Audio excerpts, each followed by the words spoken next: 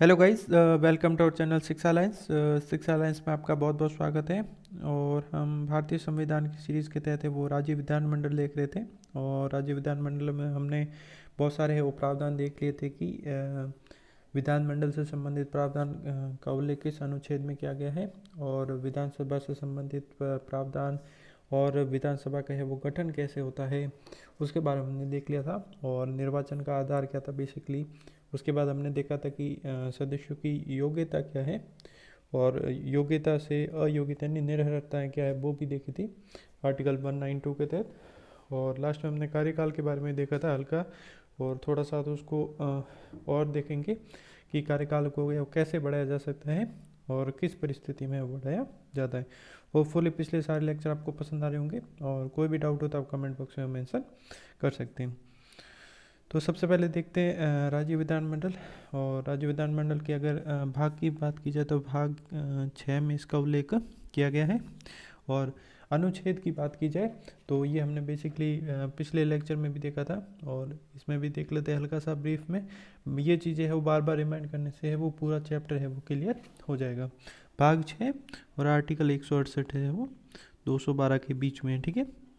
तो ये चीज़ें राज्य विधानमंडल, भाग 6 और अनुच्छेद 168 से 212। अब तक है हमने 5 भाग पढ़ लिए।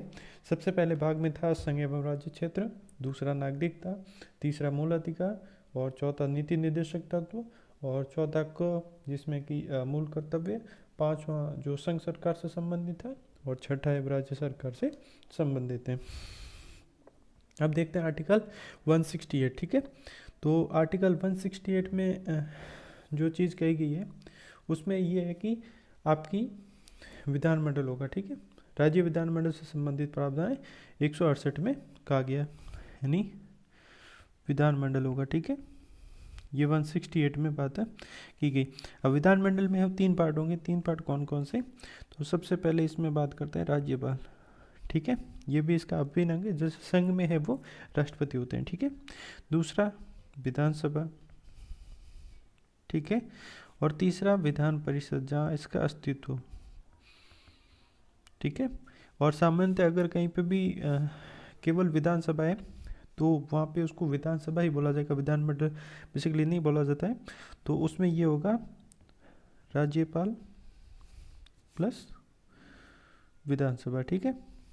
क्योंकि अभी 6 जगह ऐसे हैं जहाँ पे वो विधान परिषद है, बाकी जगह वो एक सदन व्यवस्था ही है, तो वहाँ पे है वो बेसिकली विधानसभा ही बोला जाता है, ठीक है। विधानमंडल कम बोला जाता है। तो विधानमंडल के अंदर क्या क्या आते हैं तो ये हमने देख लिया था, राज्यपाल, विधानसभा और विधान परिषद, ठीक है। ये आर्टिकल 168 के तहत है वो मेंशन किया गया है, ठीक है। अब देखते हैं आर्टिकल 170, ठीक है। और इसमें है विधानसभा, विधानसभा के गठन संबंधित प्रावधान, गठन संबंधित प्रावधान, ठीक है। और इसमें हमने देखा था अधिकतम सदस्य, अधिकतम सदस्य, ठीक है, अधिकतम 500, और न्यूनतम कुछ जगह का छोड़कर तो न्यूनतम है इसमें 60 सदस्य होने चाहिए, ठीक है। ये हमने वो कल देख लिया था यहाँ तक, ठीक है। ये हल्का सा रिकेप था। अब देखते हैं, हमने कल देखा था कार्यकाल के बारे में, और बेसिकली है वो कार्यकाल का जो आर्टिकल है वो 172 के तहत इसका उल्लेख किया गया है। तो इसमें ये है कि मान लो एक तो ये है कि 5 वर्ष का है वो कार्यकाल रहता है, ठीक है। 5 वर्ष का कार्यकाल, ठीक है। अब मान लो आपातकाल लगा हुआ है, ठीक है। तो आपातकाल में है वो 1 वर्ष के लिए बढ़ाया जा सकता है, लेकिन ये एक बार में, इस चीज़ का है वो ध्यान रखना है, एक बार में केवल 1 साल के लिए बढ़ाया जाता है। और उसके बाद अगर कंटिन्यू करते हैं तो फिर वो वहाँ से स्टार्ट होता है, लेकिन एक बार में वो 1 साल के लिए ही बढ़ाया जाएगा। और जैसे ही आपातकाल की घोषणा है वो मतलब घोषणा वापस कर दी या समाप्त हो गया, तो उसके बाद में 6 मंथ, ठीक है।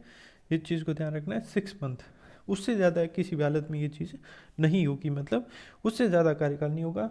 और 1 वर्ष में ये चीज़ ध्यान रखनी है कि 1 वर्ष बढ़ाया जा सकता है, लेकिन एक बार में ही बढ़ाया जाएगा। उसके अलावा ये नहीं है कि आप बढ़ाते चले जाओ, ठीक है। तो ये चीज़ क्या है वो ध्यान में रखना है। ठीक है, ये हो गया कार्यकाल। तो इसमें मेन चीज़ ये ध्यान रखनी है। और दूसरा कार्यकाल के बारे में ये है, मान लो मुख्यमंत्री की सलाह पर राज्यपाल द्वारा विधानसभा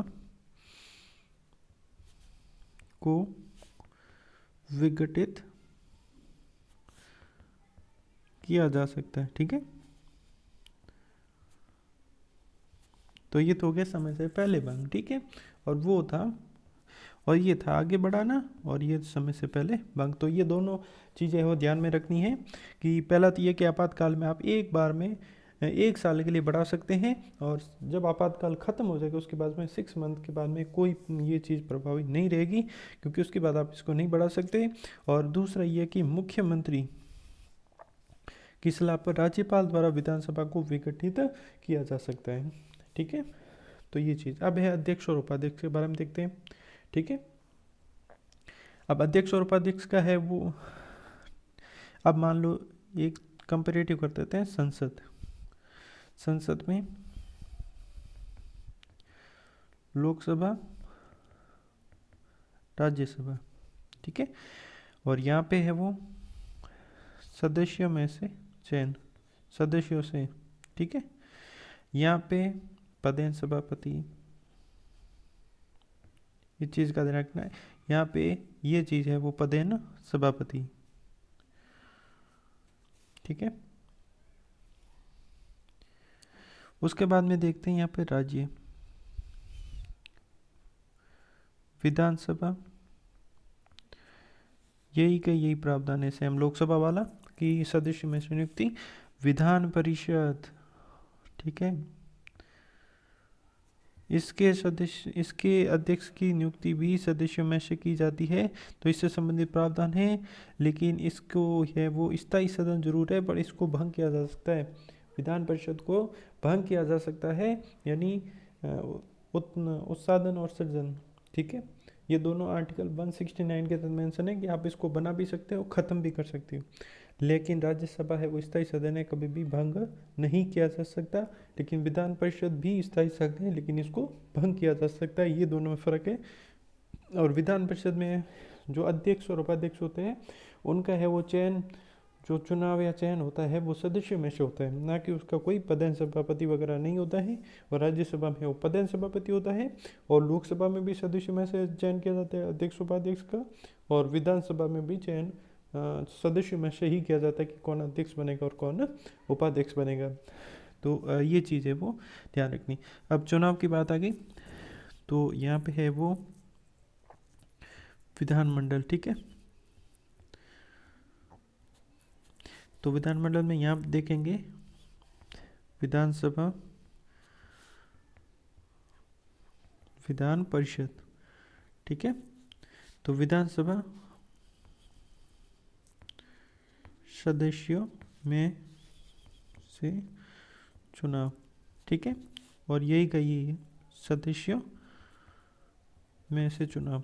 तो यहाँ पे बेसिकली जो मैंने पहले अंतर बता दिया था कि यहाँ पे सदस्य में से चुनाव होगा, कि यहाँ पर राज्यसभा की तरह है वो यहाँ पे भी यह न करके आ जाए कि वो पदेन सभापति के तौर पर कार्य करते हैं, और जो राज्यसभा में पदेन सभापति यानी उपराष्ट्रपति है जो उस पद पर आसीन होते हैं।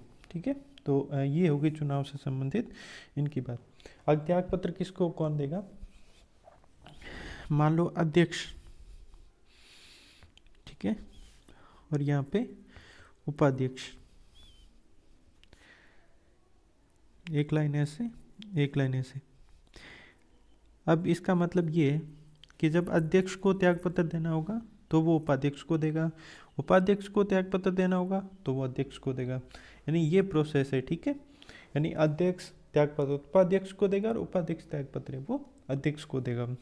ठीक है, तो ये है वो त्यागपत्र से संबंधित चीज़ें। अब शपथ, शपथ में ये होता है कि सदन के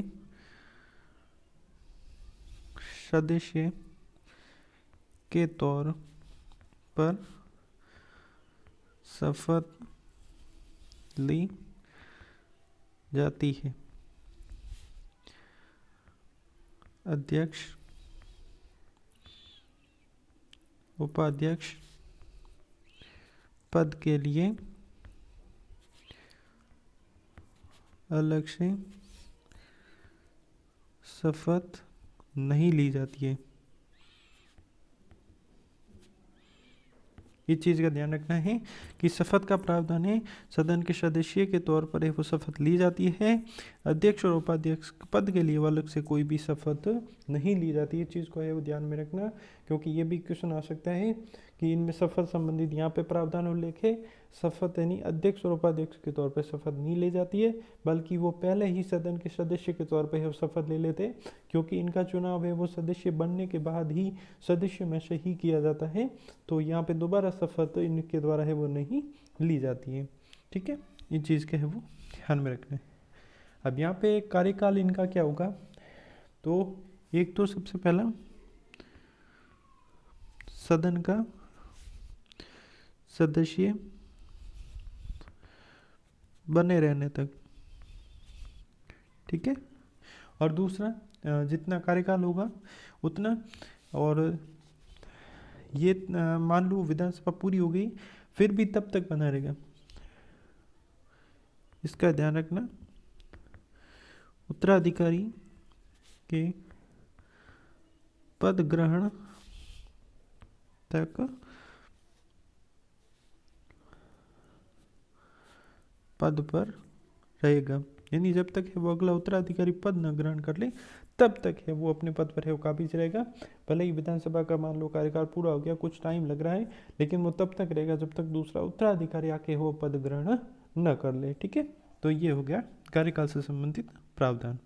अब देखते हैं हटाने से संबंधित क्या प्रावधान है। तो इसमें है सबसे पहले हटाने संबंधित प्रावधान। तो वो एक तो इसके लिए होता है कि आप जो प्रस्ताव लाया जाता है, ठीक है, प्रस्ताव लाना, ठीक है, इसमें ये ध्यान रखना है 14 दिन पूर्व सूचना देना। यानी आप अगर मान लो हटाने से संबंधित आप प्रस्ताव लेकर आ रहे हो तो उससे संबंधित है वो पहले 14 दिन पहले वो सूचना देनी जरूरी है। सूचना ये देनी है अध्यक्ष उपाध्यक्ष जिनके विरुद्ध आप ला रहे हो, भले अध्यक्ष के खिलाफ ला रहे हो तो अध्यक्ष को जानकारी देनी जरूरी है, उपाध्यक्ष के खिलाफ ला रहे हो तो उपाध्यक्ष को जानकारी देनी जरूरी है 14 दिन पहले। अब इसमें है वो प्रावधान, तो कुल सदस्य संख्या, कुल सदस्य संख्या का बहुमत से प्रस्ताव पारित करके,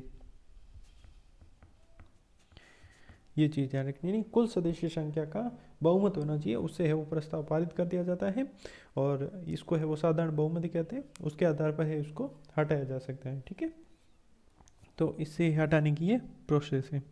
उसके बाद देखते हैं मताधिकार। एक तो है वो निर्णायक मत, निर्णायक मत देने का अधिकार।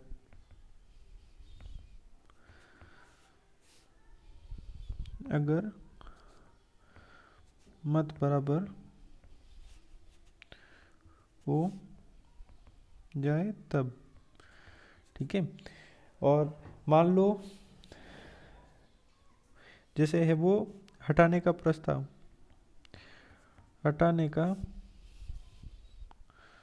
प्रस्ताव चल रहा हो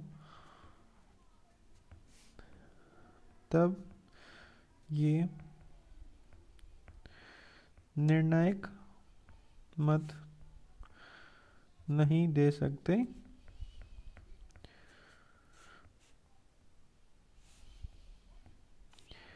परंतु सदस्य के तौर पर सामान्य मत दे सकते हैं। ठीक है, यानी सदस्य के तौर पे वो सामान्य मत है वो दे सकते हैं, लेकिन वो निर्णायक मत नहीं देंगे। ठीक है, तो ये है वो मताधिकार से संबंधित है वो प्रावधान क्या है। अब देखते हैं कि जो इनके फंक्शंस क्या हैं, मतलब कार्य क्या करते हैं, उनके बारे में देख लेते हैं। सबसे पहले मेन है बैठकों की अध्यक्षता। ठीक है, बैठकों की अध्यक्षता करते हैं और कार्यवाही एवं संचालन, यानी कार्यवाही तथा संचालन भी इन्हीं के द्वारा है किया जाता है। और सबसे मेन इंपॉर्टेंट है कि बैठकों की अध्यक्षता करना। ठीक है, दूसरा ये होता है कि धन विधेयक के संबंध में निर्णय, धन विधेयक पर निर्णय, क्या कोई विधेयक धन विधेयक है या नहीं, ये काम होता है अध्यक्ष का निर्णय लेना। ठीक है, धन विधेयक पर निर्णय, तो दो चीज़ें हैं वो मोस्ट इंपॉर्टेंट है, धन विधेयक पर निर्णय, बैठकों की अध्यक्षता करना, कार्यवाही तथा संचालन कैसे करना है, चीज़ का ध्यान रखना। अब उसके बाद में है वो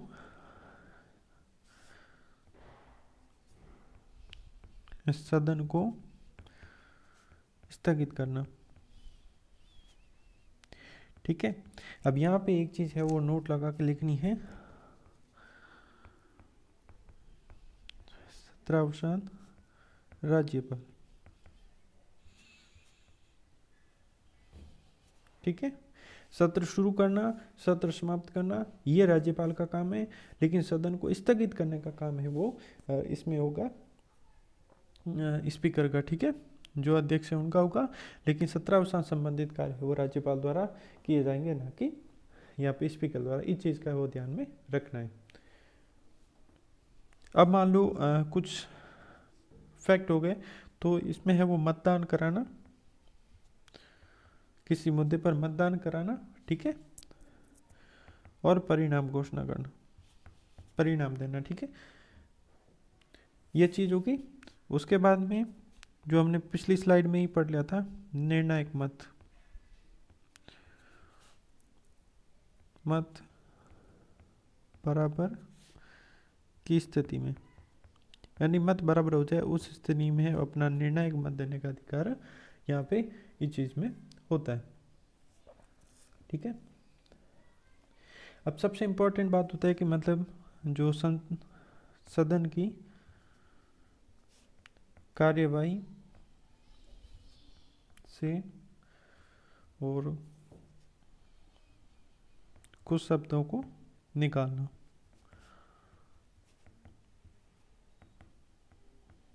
तो इससे संबंधित है वो शक्ति अध्यक्ष के पास होती है। उसके बाद में अध्यक्ष के पास में ये शक्ति होती है, जैसे कुछ लोग भी है वो ऊपर बैठ के संसद को जो कार्यवाही चल रही है उसमें देखने के लिए जाते हैं, लेकिन कुछ जगह पर है वो कोई गुप्त मीटिंग रखनी हो तो उसके लिए वो गुप्त मीटिंग भी रख सकते हैं, उन लोगों को मना भी कर सकते हैं आने के लिए। और कुछ कार्रवाइयाँ हैं जो गुप्त रखी जाती हैं, तो इनसे संबंधित ये काम है वो अध्यक्ष द्वारा है वो किया जाता है। ठीक है, और सदन में जब प्रश्न पूछा जाता है उससे पहले उसका फॉर्मेट भेजा जाता है। उसके बाद में है वो इनकी आज्ञा से वो कोई भी स्पीच दे सकता है संसद में, तो ये चीज़ है। और इसमें कुछ इसके पास विशेषाधिकार भी होते हैं, उनका भी वह प्रयोग करता है।